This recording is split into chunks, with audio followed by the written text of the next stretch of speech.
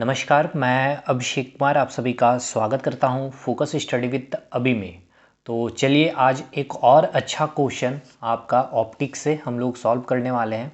देखिए, अभी आपको यहां पर देखने को मिल रहा है RRC group D, TCS based और एएलपी टेक्नीशियन या फिर जेई। पहले तो इसका मतलब समझ लीजिए। देखिए, ये जो आपको क्वेश्चन देखने को मिल रहा है ये आपके एनसीईआरटी का क्वेश्चन है। पहला चीज़ तो ये क्लियर कर लीजिए। दूसरी बात, ये क्वेश्चन एज इट इज़ आपके ग्रुप डी के एग्ज़ाम में पूछा गया, ठीक है। दूसरी बात, ये इतना बड़ा क्वेश्चन आप सोच रहे होंगे कि वनडे एग्जामिनेशन में ऑब्जेक्टिव कैसे सॉल्व करेंगे। तो देखिए, पूछने का तरीका भी इनका था। ये जो आपके पास डाटा जो दिया हुआ है और उनके जो ऑप्शन थे, पहली बात तो आपके एग्ज़ाम में इतने दूर तक एक क्वेश्चन बना था, ठीक है। दूसरा क्वेश्चन आपसे नेचर पे बन गया था, मतलब दूसरा क्वेश्चन इन द सेंस कि दूसरे शिफ्ट में, ठीक है। नेचर से डायरेक्ट पूछ लिया गया था, सेम यही डाटा दे करके। और कुछ ऐसे शिफ्ट थे जहाँ पे 4 के जगह 8 देखने को मिले हैं, 25 के जगह 50, 75 इस तरह के डाटा देखने को मिले हैं। तो देखिए, ये कंसेप्ट पे कहने का मतलब ये है कि आपको लगता है कि हम एक क्वेश्चन सॉल्व करते हैं, लेकिन एक क्वेश्चन हमारा नहीं होता है। हम सबसे पहले टारगेट करते हैं कंसेप्ट पे, क्योंकि जब हम कंसेप्ट को सीख लेते हैं सर, और एक अच्छा क्वेश्चन जब हम सॉल्व करते हैं, अच्छा क्वेश्चन इन द सेंस कि जिसमें कई सारे क्वेश्चन का क्या हो, कम्बिनेशन हो, ठीक है ना। एक दो क्वेश्चन, 3 क्वेश्चन, 4 क्वेश्चन का वहाँ पर अगर कम्बिनेशन होगा, जैसे इसी क्वेश्चन में आपके 3 से 4 क्वेश्चन बन सकते हैं, ठीक है। तो देखिए, सबसे पहला क्वेश्चन तो आपसे ये पूछा गया था कि आपको डिस्टेंस बतानी है जो भी इमेज फॉर्मेशन होगी, ठीक है। दूसरा आपको नेचर पूछ लिया गया। तीसरा आपकी जो है इमेज बनेगी उसकी साइज पूछ ली गई है। मतलब एक क्वेश्चन से आपका 3 सवाल हम लोग बना रहे हैं। लेकिन ये 3 सवाल तब बनेगा जब हम लोग कंसेप्ट क्लियर कर रखे होंगे। अगर अभी तक आपने सारे लेक्चर अटेंड किए हैं, हमने बहुत कोशिश की है कि जो न्यूमेरिकल रेलवे में जो पूछे गए हैं टीसीएस के और अच्छे क्वेश्चन, उसके कंसेप्ट भी हमने ऑलमोस्ट ऑप्टिक्स में हमने डिस्कस किए हैं। और भी बहुत सारी चीज़ें हैं, आप उनको अगर नहीं देखें तो लिंक डिस्क्रिप्शन बॉक्स में मिलेगा, ज़रूर से देखिएगा। और टेलीग्राम ग्रुप का आपको ज़रूर ज्वाइन करना। एएलपी टेक्नीशियन की अगर आप लोग तैयारी कर रहे हैं तो आप ज़रूर से ज्वाइन करिएगा। टेलीग्राम ग्रुप हमारा बना हुआ है, उसका लिंक भी आपको डिस्क्रिप्शन बॉक्स में मिल जाएगा, ठीक है। इसके साथ साथ हम लोग क्या कर रहे हैं, मैथ भी हम लोग डिस्कशन कर रहे हैं। और मैथ हम लोग बिल्कुल चल रहे हैं टॉपिक वाइज, ठीक है ना। सबसे अच्छी खास यहाँ पर आपको मिलेगा टॉपिक वाइज, जो टीसीएस के द्वारा लेटेस्ट अभी आपके जो भी एग्ज़ाम हुए, ना केवल आरआरबी बल्कि आपके एसएससी के भी क्वेश्चन यहाँ पे लक्ष्मण सर सॉल्व करवा रहे हैं, ठीक है। तो एक बार चैनल विजिट करिए, बहुत उम्दा कंटेंट आपको दिया जा रहा है। चलिए इस क्वेश्चन पे हम लोग आते हैं। हिंदी वाले परेशान मत होइए, हिंदी में आपको क्वेश्चन समझाया जाएगा, ठीक है। देखिए, पहले इंग्लिश में पढ़ते हैं क्या बोल रहा है। एक ऑब्जेक्ट है, ठीक है, an object 4 centimetre in size. Hindi में कोई एक वस्तु है जिसकी साइज 4 सेंटीमीटर है, ठीक है। उसको क्या किया गया है, प्लेस्ड किया गया है at 25 centimetre in front of a concave mirror. उस वस्तु को जिसकी साइज 4 सेंटीमीटर है उसको 25 सेंटीमीटर, ठीक है, 25 सेंटीमीटर में रखा गया है कौन से दर्पण के सामने, तो कनकेव यानी कि अवतल दर्पण के सामने। और उसको कितने दूरी में रखा गया है उस मिरर से, तो 25 सेंटीमीटर की दूरी पर रखा गया, ठीक है। उसकी फोकल लेंथ दे दी गई है, मतलब कि फोकस दूरी दी गई है 15 सेंटीमीटर है। इतना अभी आपको क्या समझ में आया, इससे आपको क्या समझ में आया। पहला चीज़ तो आप ये आइडेंटिफाई कर लिए आपके पास मिरर कौन सी है, कॉनकेव मिरर है, ठीक है। दूसरी चीज़ आपको साइज दे दी गई है। अब ये क्या साइज है, ऑब्जेक्ट की हाइट दी हुई है, ठीक है। कहाँ पर ऑब्जेक्ट रखी गई है उसकी दूरी दे दी गई है, डिस्टेंस दे दी गई है, मतलब यू की वैल्यू दे दी गई है। अगर आपने कल वाली वीडियो देखा है साइन कन्वेंशन वाली, तो आपको बहुत अच्छे से चीज़ें समझ में आ रही होगी, ठीक है। उसके बाद आइए, देखिए यहाँ से आपके एक और क्वेश्चन बनेंगे, मैग्नीफिकेशन पावर निकालना, ठीक है। तो खैर यहाँ से हम लोग उसको भी रिलेट करेंगे ही अभी। अब आइए आगे क्वेश्चन को पढ़ते हैं। पूछा गया है क्या इसके बाद कि at what distance from the mirror should a screen be placed in order to obtain a image. मतलब इनडायरेक्टली या फिर डायरेक्टली कहें, हिंदी में कहते हैं कि आपसे पूछा गया है कि कितने दूरी पर आपकी जो इमेज बनेगी, ठीक है, आपको उस इमेज की आपको डिस्टेंस बतानी है उस मिरर से।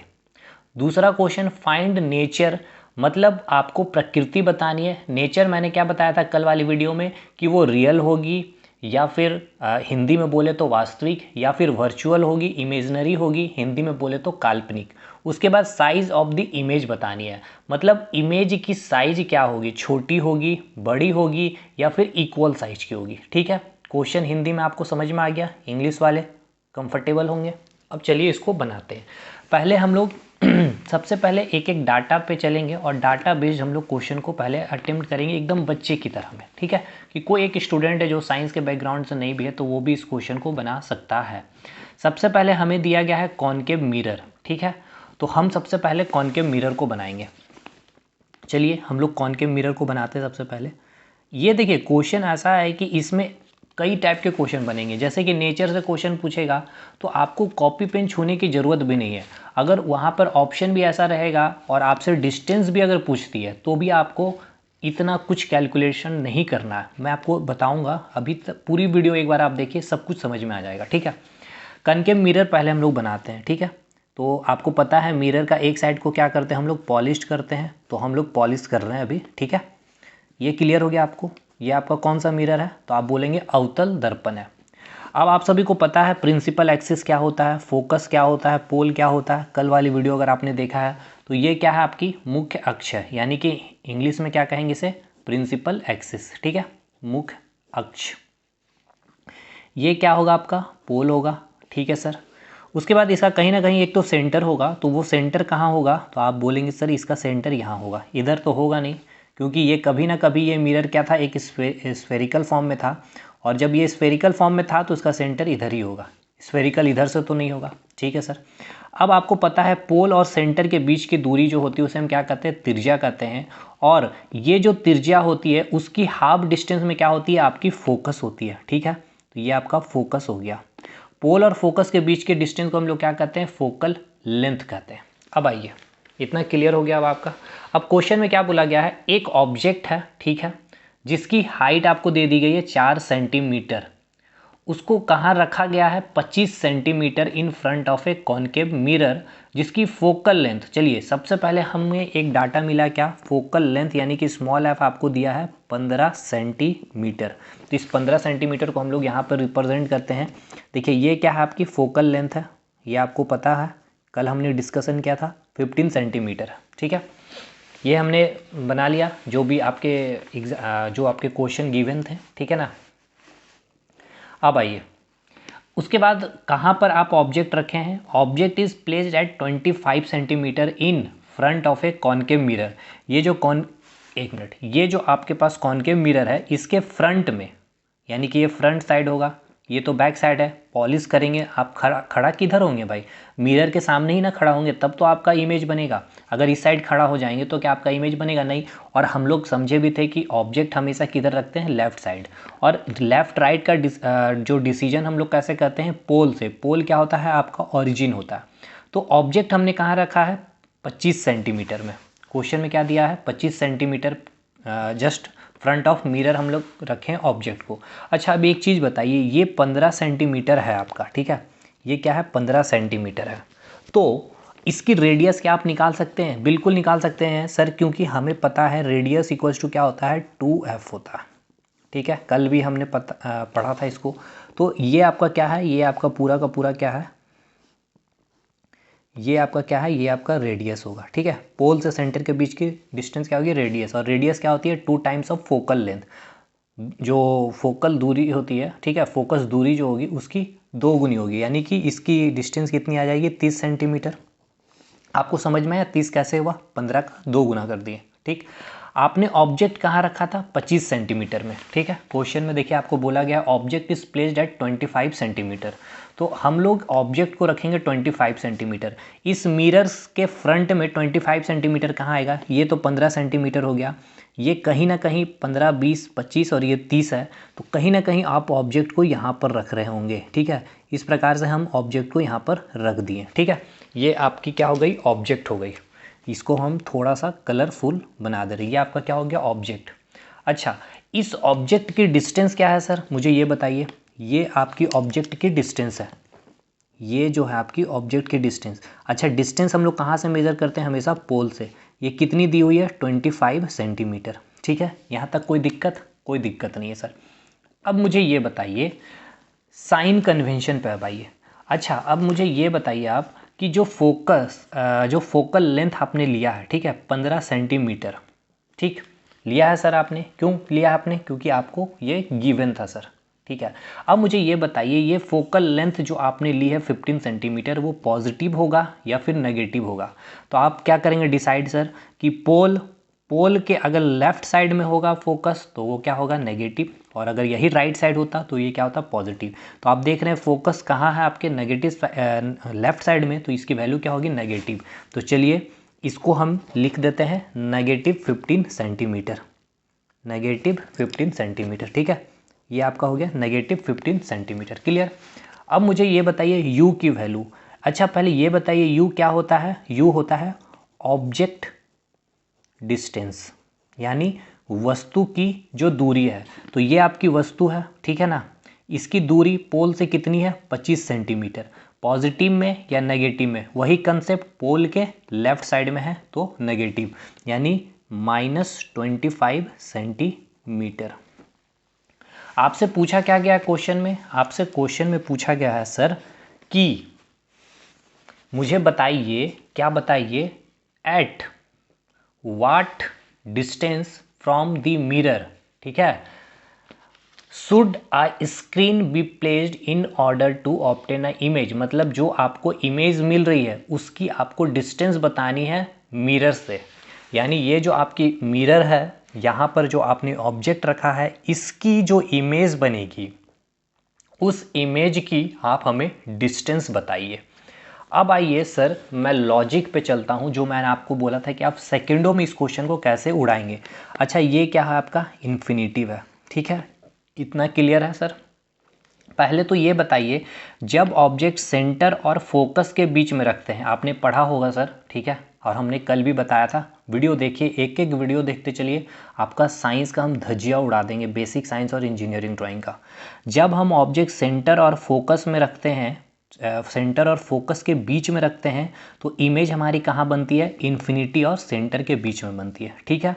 तो इमेज हमारी कहाँ बन रही है? इन्फिनिटी और सेंटर के बीच में। देखिए अब एग्ज़ाम में ग्रुप डी में कैसे क्वेश्चन पूछा था।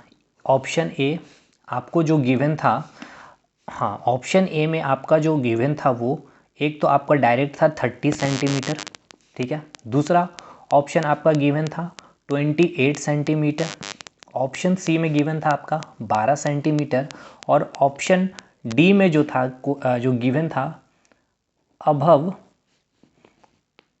30 सेंटीमीटर, ठीक है। एग्जैक्ट वैल्यू नहीं दी हुई थी, क्योंकि वो चाहता नहीं था कि आपको इतना कैलकुलेशन करना पड़े, मिरर फार्मूला लगाना पड़े, वो नहीं चाहता है ग्रुप डी वाले, या एग्जामिनर भी नहीं चाहता। वो चाहता है कि आप फ्रैक्शन ऑफ सेकंड 10 से 12, तो इसको बनाने में आपको कितना टाइम लगेगा? 10 सेकंड।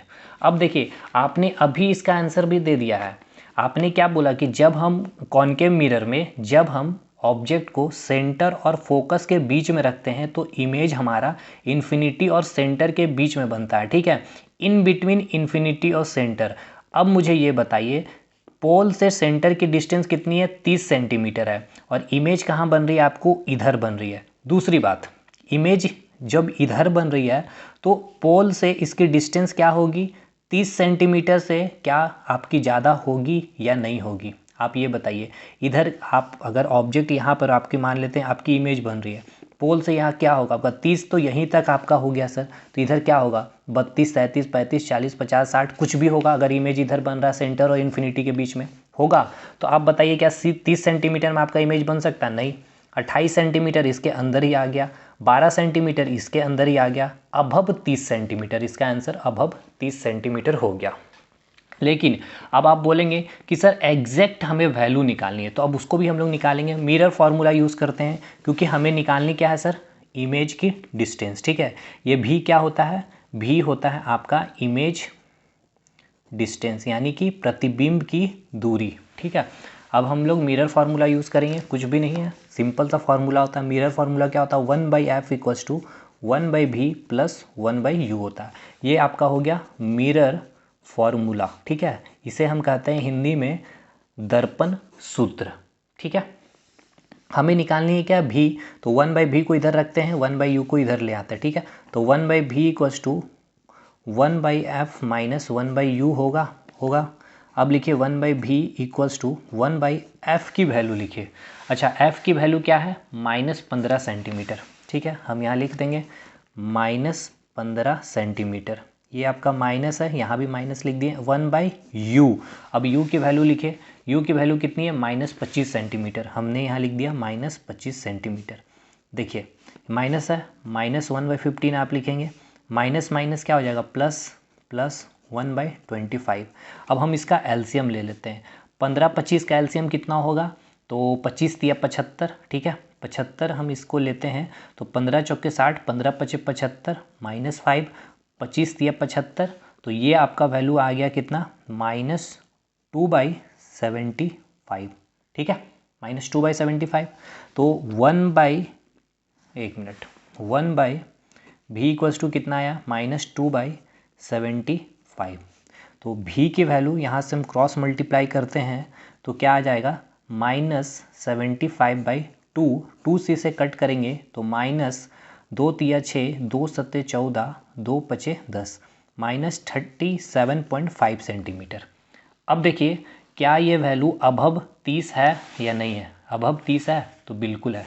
अच्छा, आपके दिमाग में ये आ रहा सर नेगेटिव ये क्या बताता है? तो इसको भी हम लोग समझेंगे। सबसे पहले तो ये देखिए इमेज किधर बन रही थी? सेंटर और फोकस के बीच में आपका ऑब्जेक्ट था तो इमेज आपका इन्फिनिटी और सेंटर के बीच में बन रही थी, इन बिटवीन बन रही थी।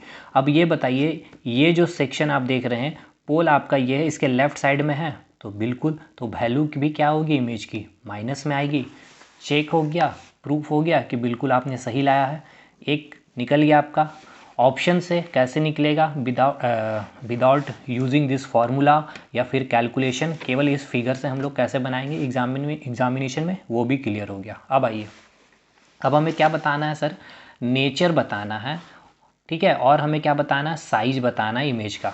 यानी ये जो इमेज की साइज हमें मतलब ऑब्जेक्ट की ये साइज है। ऑब्जेक्ट की साइज कितनी दी हुई है? देखिए ऑब्जेक्ट की साइज आपको दी नहीं, 4 सेंटीमीटर दी हुई है। यानी ये जो आपको दिया हुआ है, ठीक है, ये दिया हुआ आपको 4 सेंटीमीटर। ठीक है, आपकी जो इमेज बन रही है, इमेज कहाँ बन रही है सर? ये 30 सेंटीमीटर है तो चलिए अब आपकी इमेज यहाँ बनेगी। ठीक है, अच्छा अब इमेज यहाँ बनेगी तो ऊपर बनेगी या फिर नीचे बनेगी, ये बताइए।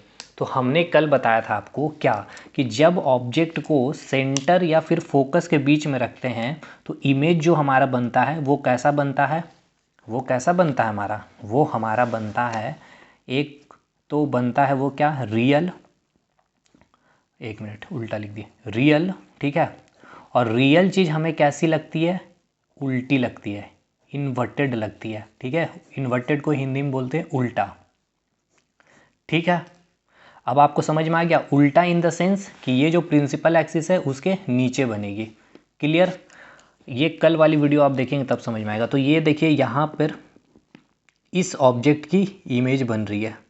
अब ये आपको समझ में आ रहा है क्या कि उल्टी कैसे बनी है? ये आप समझ में आ गया होगा आपको। ठीक है, ये आपका इमेज बन गया इस ऑब्जेक्ट का। ठीक है, अब आपके दिमाग में एक चीज़ और आ रहा था कि सर ये 4 सेंटीमीटर में ये हाइट की ये ऑब्जेक्ट है और आप इसको इतना बड़ा कैसे बना सकते हैं?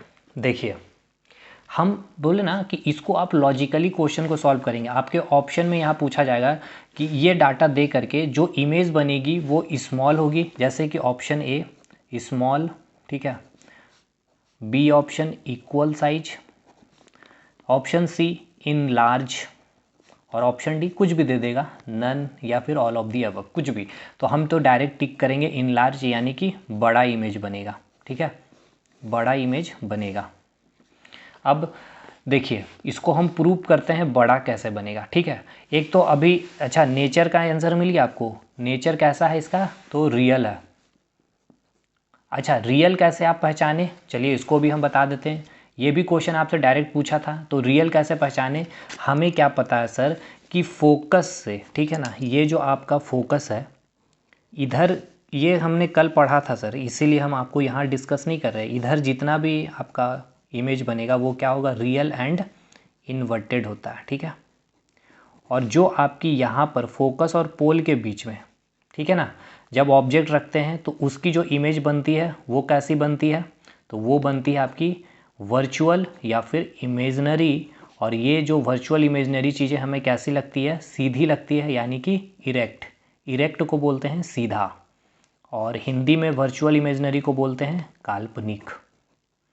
ठीक है मेरे भाई साहब, समझ में आ रही है ना। तो रियल हो गई आपकी वास्तविक, इन्वर्टेड हो गया आपका उल्टा, हिंदी वाले। तो देखिए ऑब्जेक्ट आपने कहाँ रखा था, सेंटर और फोकस के बीच में।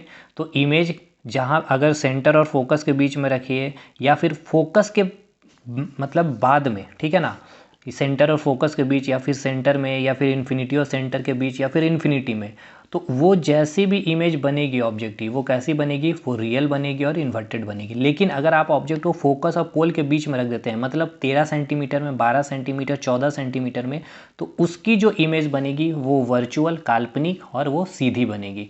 लेकिन आपने ऑब्जेक्ट कहाँ रखा था, सेंटर और फोकस के बीच में, इसकी इमेज कहाँ बनी, इन्फिनिटी और सेंटर के बीच में। तो हमने क्या बताया, अगर ऑब्जेक्ट यहाँ इसके बीच में होगा, कब, कॉनकेव मिरर में, ठीक है, तो इमेज कैसे बनेगी, रियल और इन्वर्टेड। ये सब हमने कल डिटेल समझा है, आप कल वाली वीडियो देखिए। और फिर से हम लोग पूरा डिटेल क्लास ही स्टार्ट करेंगे एक एक सब्जेक्ट के ऊपर, तो और भी अच्छे से समझ में आएगी।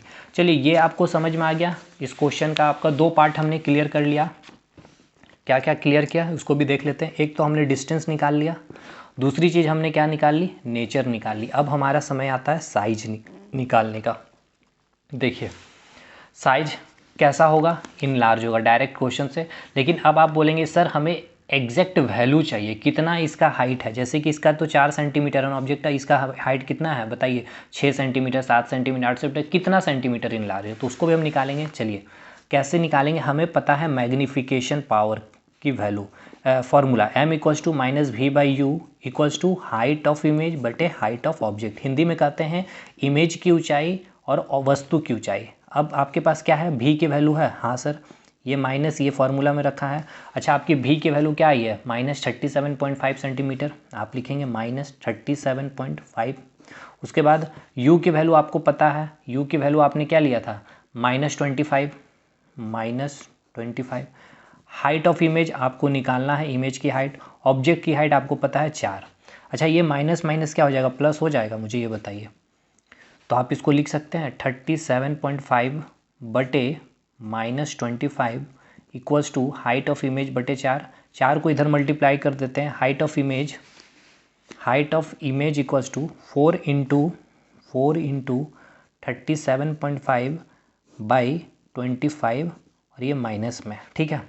अब इसको आप सॉल्व करिए, ठीक है ना, इसको सॉल्व करिए, इधर एक जीरो आ जाएगा, 25 एकम 25, 25 एकम 25, और 25, 10, 35, 12, 25 चौके 100, 25 पचे 125, 5 दूनी 10, 5 तिया 15, 2 दूनी 4, 2 तिया 6 सेंटीमीटर, ठीक है।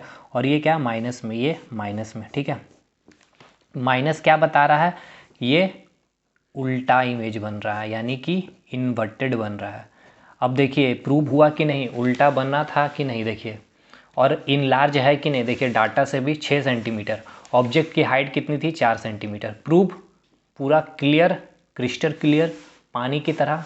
तो भाई अगर अच्छा लगा हो तो वीडियो को लाइक करिएगा, दोस्तों तक शेयर करिएगा, और सपोर्ट करिए इस चैनल को। आपकी सपोर्ट से और भी अच्छा कंटेंट आपको बेसिक साइंस, ठीक है, और आपको इंजीनियरिंग ड्राइंग में प्रोवाइड की जाएगी। एज़ इट इज़ हमने की भी है और फिर से करूँगा, ऑलरेडी 2018 में हमने आपको दिखाया खुद से सिलेक्ट होके। खैर चलिए मिलते हैं अगले वीडियो में, तब तक के लिए धन्यवाद।